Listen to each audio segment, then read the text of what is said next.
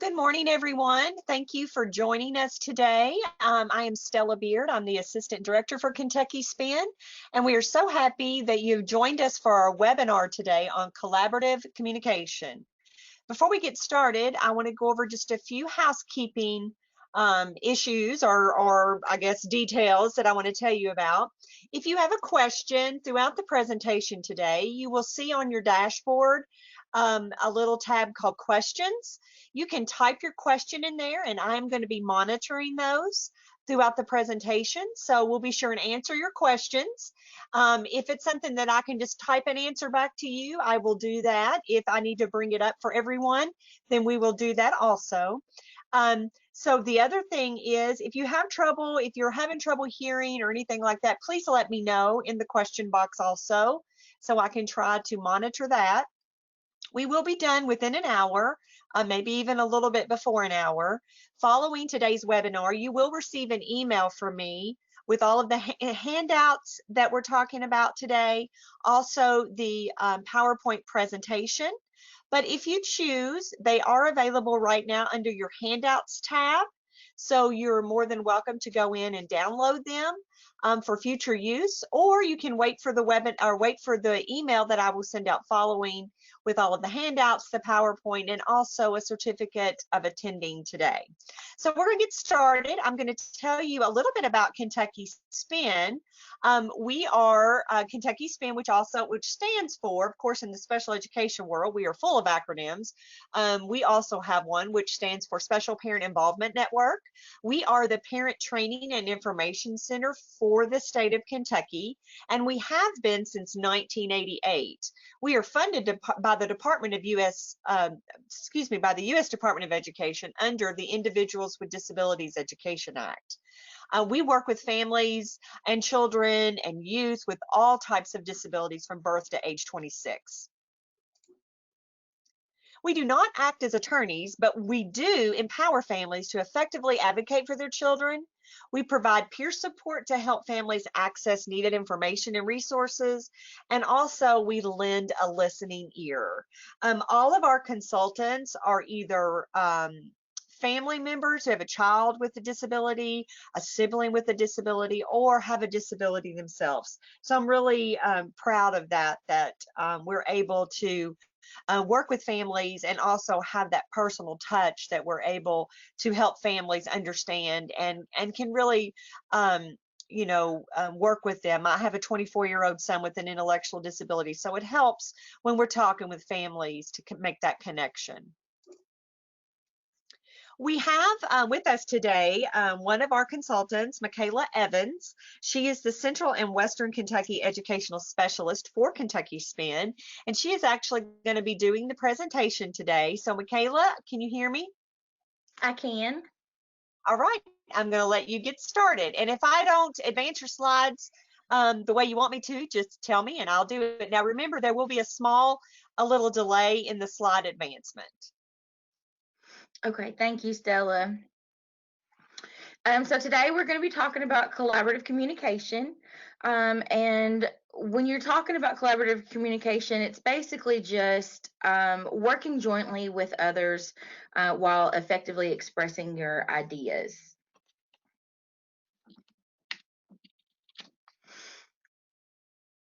So the foundation to good communication can be summed up in this one quote. First, seek to understand and then to be understood, and that's by Stephen Covey. And Dr. Covey is the author of several books, including the international bestseller, The 7 Habits of Highly Effective People.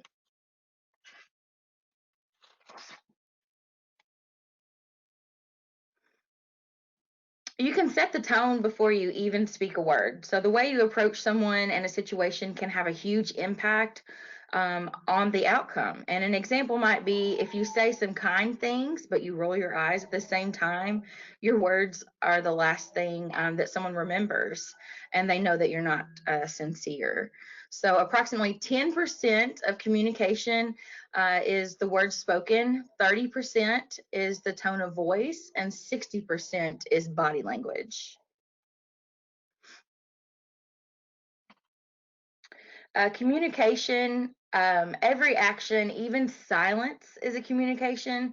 For example, we know that this man is saying, we know what he's saying without hearing him say a word. Just your pose and your body language really says a lot in communication.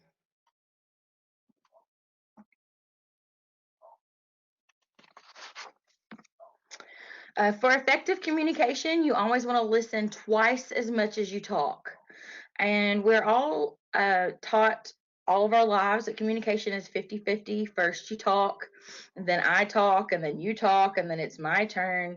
And while you're talking, usually, we tend to think of what someone is going to say next. And while I'm talking, you're thinking of what you're going to say next. That's thinking, not listening. So communication is not just about talking. It's really about paying attention to what the other person is saying. The kind of focusing in conversation is called active listening. Michaela, I'm going to interject something here that I think goes right along with this. I am a talker, and so sometimes I struggle with my listening skills. And how I really knew that that was an issue on my end was I used to have well, she's still my friend, but a really dear friend. And whenever we would get together, it seems like she knew all this stuff about me, but I didn't really know much about her. And that's because I ended up doing most of the talking. And she was a great listener. So I really had to learn and really change my focus during a conversation to begin to listen more versus talking. So that was kind of like my aha moment when I knew that I was a great talker, but not so much a great listener. And that's a great example, Stella. That's a great example. And then when we're talking about the elements of active listening, you want to be attentive, be non-judgmental, paraphrase, but don't overdo it, and be aware of your body language. The very first element of active listening is to be attentive.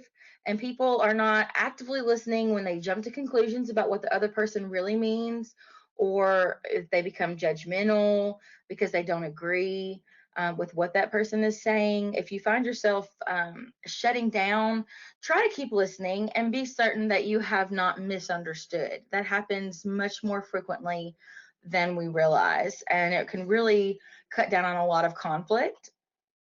One way of making sure that you understand what the person means is just simply repeat it back to them in your own words, or what we call paraphrasing. Just be careful not to overdo it, because after a while, well, what I hear you are saying may become annoying. And then be aware of not just their body language, but also your own. Pay attention to your posture and your facial expressions. Turn toward that person and make eye contact. And that really goes a long way. One thing I try to keep in mind too is not to have folded arms, because a lot of times when you cross your arms across your chest, it makes you look closed off and like you are not positively responding, when simply, to me, that's just, the way I'm standing or being comfortable. But I've had to kind of be more aware of that in my conversations as well, to make sure that my body language is open, just as open as my ears are and my frame of mind.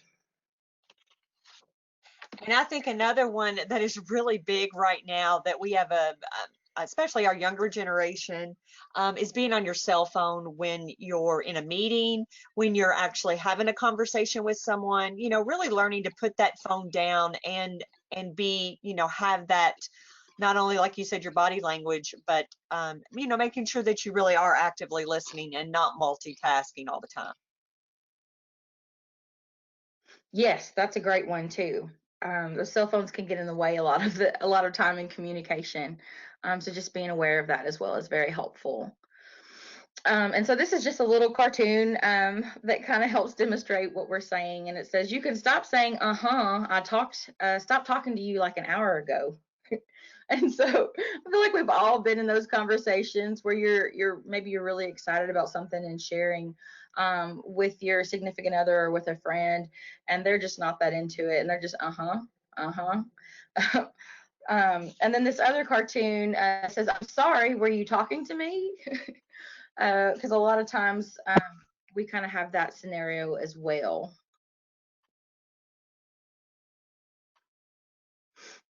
Opinions and perspectives, just like saying two heads are better than one, multiple perspectives help in problem solving and brainstorming options. So when we're talking about collaborative communication, you want to make sure that your values and respects and your opinions and your perspectives and the rights of both parties are all kept in your mind. The rights of both parties goes back to respect and in general just having courtesy for one another. Not just legal rights, but the right to speak without interruption, the right to disagree, and the right to ask questions. If we expect to be respected, we have to first give respect to others, and that's something that we really want to keep in mind. And if you model respect to someone else, they're going to be more likely to show it to you as well. Collaborative communication encourages both parents and professionals to express their honest feelings, promote mutual respect, allow both discussion and disagreement, respect cultural differences, and remain child focused. When people are not giving open and honest input, others are left to draw their own conclusions, which may be far from the truth or the point we're trying to get across. And it can result in unnecessary conflict. Mutual respect occurs when everyone at the table acknowledges that each and every person has a critical piece of information to share. When individuals feel respected and valued, discussion and even disagreement becomes possible without unresolved conflict. When parents and educators communicate collaboratively, they can develop a partnership that is focused on what is best for the child, and that's always our goal. And you can still have differences of opinion and give respect at the same time. Partnership. And so that's a relationship between individuals or groups that is characterized by mutual cooperation and responsibility as for the achievement of a specified goal. As parents and educators, our goal is all the same. It's to help children have successful outcomes. The best outcomes occur when parents and educators can truly be partners in achieving that goal. Communication between parents and professionals is critical. We can all agree that communication between parents and professionals is important, but who is it most important to? Keeping the child as your main focus will ensure the best possible outcome, and we can't let personalities deter us from developing strong partnerships. And so don't get hung up on, maybe not liking someone and let that get in the way of what's best for your child. And Michaela, just a couple. Go ahead. Oh, go ahead, Stella. I was just saying that's something that I've really had to, do throughout my son's education when we were attending, IEP meetings, is not to always go in there with, my way or the highway, but really trying to partner together and keeping the focus on your child.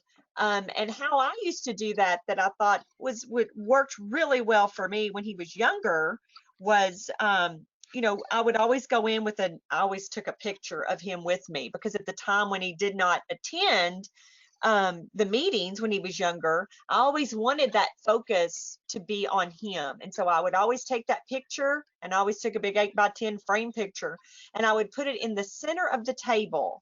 And when I would see that our focus was getting off of possibly maybe we weren't communicating effectively like we should, or we were going down another path that really was getting away from the main goal, I would always try to bring that focus back on him.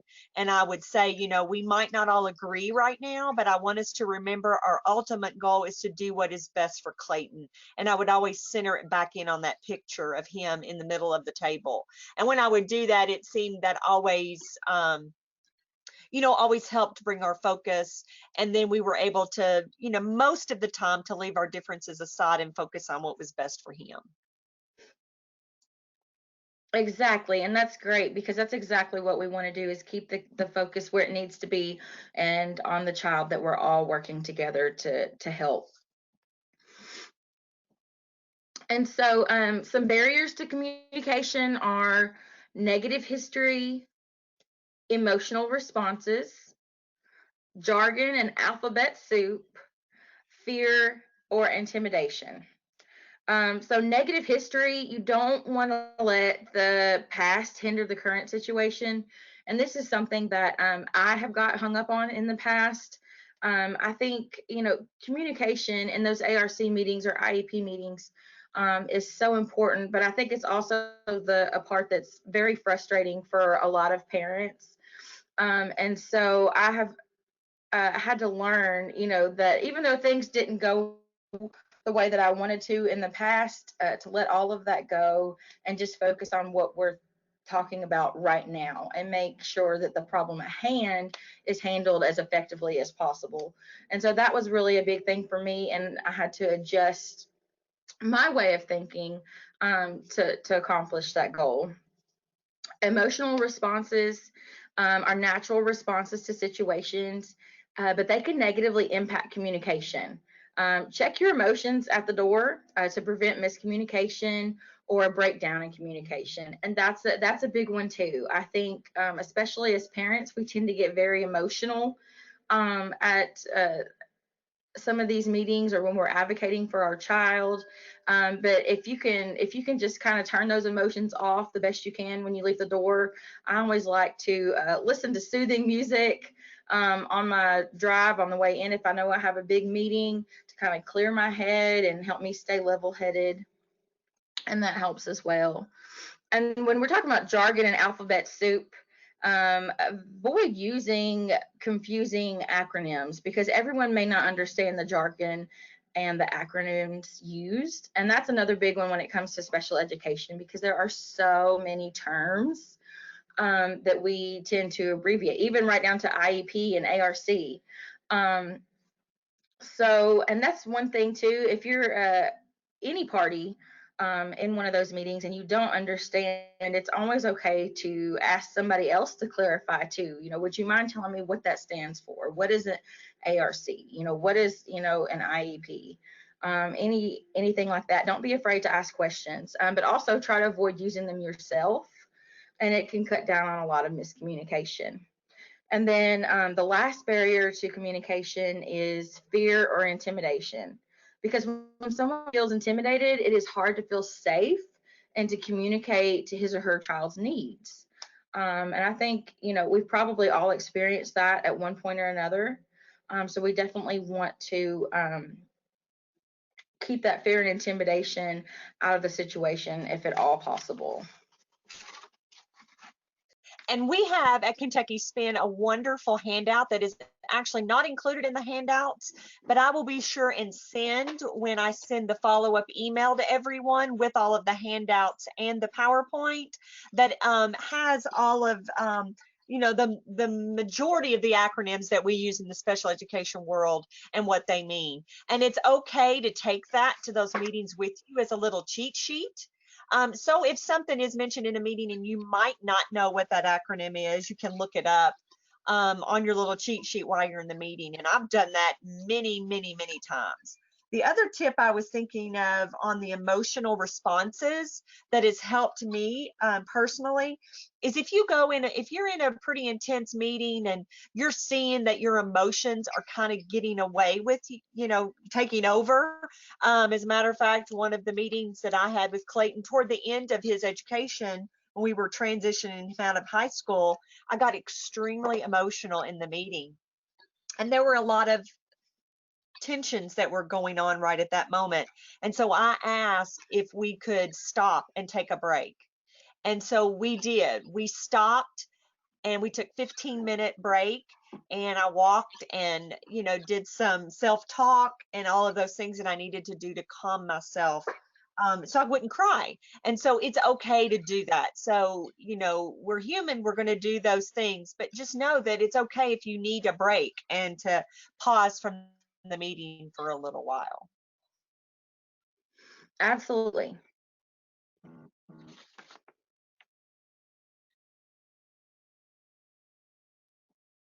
Well, we won't be doing this activity, but if we were in person, we would do a little activity about communication. But, one of the things that you can think about is really think about some things that maybe you communicate with, and see if if you're a good listener, if you're not a good listener, if you're more of the talker, like I was talking about earlier. Learn how ways that you can, be a better listener, and really practice with the family member, and see. My son Clayton is going through a life skills class right now, virtually online with some of his peers, and they're learning right now how to be a better listener. And so I think that's really good for all of us to begin to evaluate ourselves and how we respond to communication. Yes. So some tips and strategies um, to keep in mind for parents. You want to be prepared. Talk to other families. Read and search the internet for information. Go to workshops and call us at Kentucky Spin, because we're always here to help, and that's what we're here for.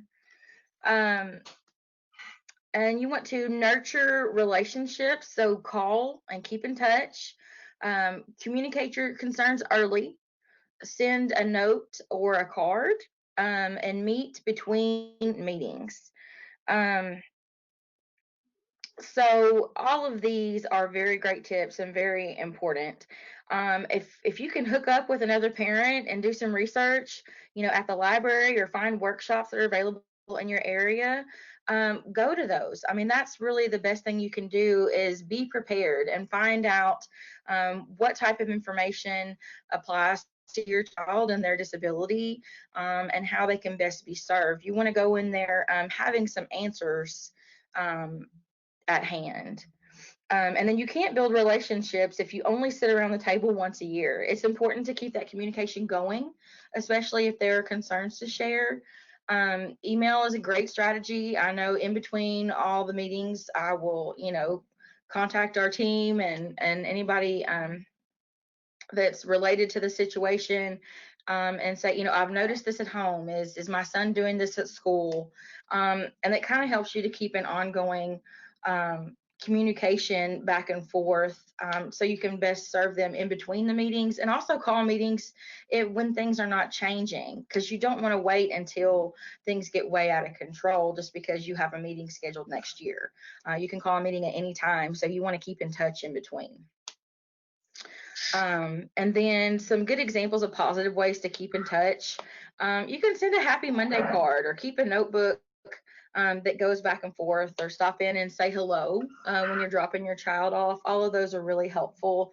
And also keeping those partnerships positive. I know when people feel valued and respected, they're much more likely to meet you in the middle and to help you out with your questions and concerns if they know that you're thinking of them too. And that's just human nature. So anything that you can kind of do nice to brighten somebody's day if they work with your child, always do that, even if it's just sending them a little note that says, hey, I hope your Monday's going great. More tips and strategies. You want to set the tone of a meeting. Like Stella said, bring a picture of your child. That's a great way to do that and keep the focus on them. Ask each team member to share something positive about the child. And that really helps a lot too, because I feel like a lot of times these IEP meetings can be so negative, just because when you're talking about the things that your child can't do, or the things that your child needs to work on, that can be a downer for us parents, and we want to keep it positive. So it always helps to hear something that other people know about your child that they love or that they like.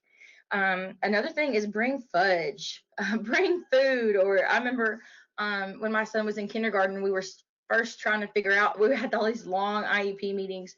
I put donuts in and everybody was so excited.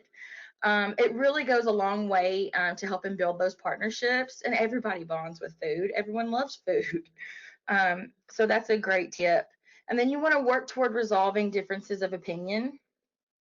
Remind everyone that the meeting is about, uh, and keep the focus on the child. And always start those meetings with something positive. Food is a great way to do that. And it's a universal icebreaker. And then also you want to find creative ways to resolve differences in opinion. So you always want to think about, did you ask questions in a way that you would like them to be answered? Learn to phrase questions so that you get the answer that you are looking for. So if you just ask, did my son do well today? That answer could be yes or no. But if you ask an open-ended question, you're more likely to get a much more detailed response. So if you instead asked, how did my son do today? That answer requires the explanation of how the day went for him. So that's a big part of communication as well, is learning to ask those open-ended questions and really kind of try to predict the answer you want to get back before you ask it. Some more tips and strategies, like we just talked about. The close-ended question is an example of, did my son do well today? And that's helpful if you just need someone to tell you something simple, or a one-word response like a yes or no. But if you want a more detailed answer, you want to look for those open-ended questions. And that example would be, how did my son do today? And this is the type of question you ask if you need a detailed response. And both types of questions are good, but we just focus on which serves our needs for information on any given topic. So just whichever one works for you in the experience that you are having.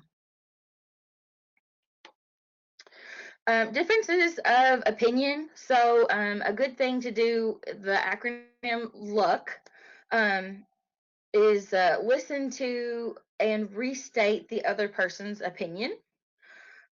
Use a respectful tone. Compromise or change your opinion if necessary. And know and state the reasons for your opinions.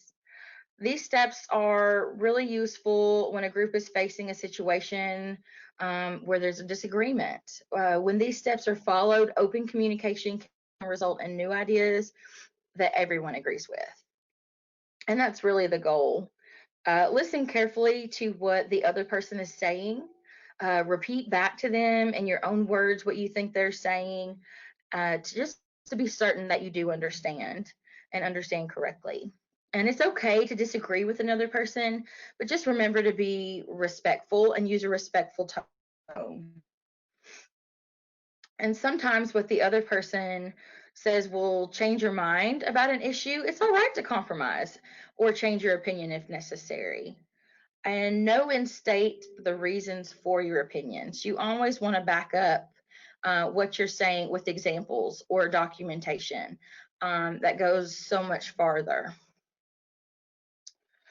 For parents, remember that the people you are working with also care for your child. So the people that work with your child every single day at school, a lot of times they spend more time with them than we get to. And so they do have important information to share, and they do have good input. And you can have an impact on collaborative communication. Sometimes parents might think that professionals at the table are just there to do a job, that educators get into education because they care about children. Anyone can access public records and verify that educators are not in it for the money, you guys. They're not getting rich, and they seldom get glory. So just keep in mind, that they do have a lot of helpful information, and that they do care about your child, and that's the reason that they got into the job that they're doing. Be confident, and your input is valuable because it completes the big picture. And be comfortable enough to speak up and share, because you, as the parent, do have the most information. You know that child the best, so don't be afraid to share your opinions. And even if communication has been not so collaborative in the past, you can always change how the meetings go just by modeling collaborative communication. And like I said, just treating people how you want to be treated, I really feel like is a good step in the right direction.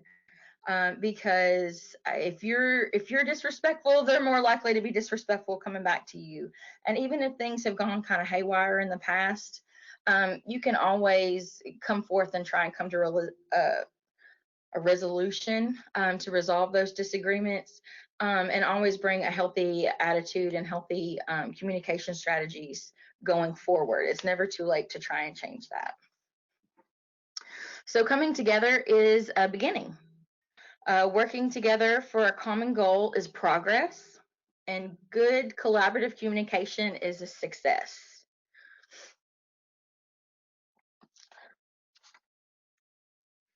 Stella, do we have any questions? We do not. I just wanted to say that we will be sending out, and I'll share a few more handouts that I think will be really great. Along when I send the email, we are only able to upload 5 on the webinar, but I will be sending out more following the presentation today. But also, if you do run into conflict at your school, we are here to help you, resolve some of that. We can certainly work with strategies like Michaela was talking about with you. We've all, been there, done that. And, so I think that we can offer you some really great information to help. But we appreciate you joining us today, Michaela. Great job. And following the webinar, you will be prompted to complete an evaluation, and we would really appreciate your input. I know this was a short one, but sometimes you don't have to be long to say everything that needs to be said. So please fill out the evaluation. I will leave the webinar up for a few minutes, so in case you do want to go ahead and download the handouts, you can. If not, you can go ahead and exit and fill out our evaluation. And please know that we have a lot of webinars coming up in the future. During this pandemic, we have moved everything to an online platform. So I will be sure and send that handout also with the other handouts, so that if you want to register for some of our upcoming webinars, we would really, really appreciate that. I will tell you, Tuesday, we have scheduled a COVID-19 webinar update with some educational updates. And I will also include that link in the email that I send out to everyone. So if you want to register for that and pass that along to some families or educators, professionals, we will have be going over guidance that was recently released from the Kentucky Department of Education regarding the 2021 school year. So we'll be going over some of that with folks on Tuesday at 11. So I will send that out. But thank you so much. I hope everyone has a wonderful Memorial Day weekend, even though it's going to be rainy. And thank you again, Michaela, for sharing with us today. And like I said, I will leave the webinar up for you to download the handouts for about 5 more minutes. Thanks so much, everyone.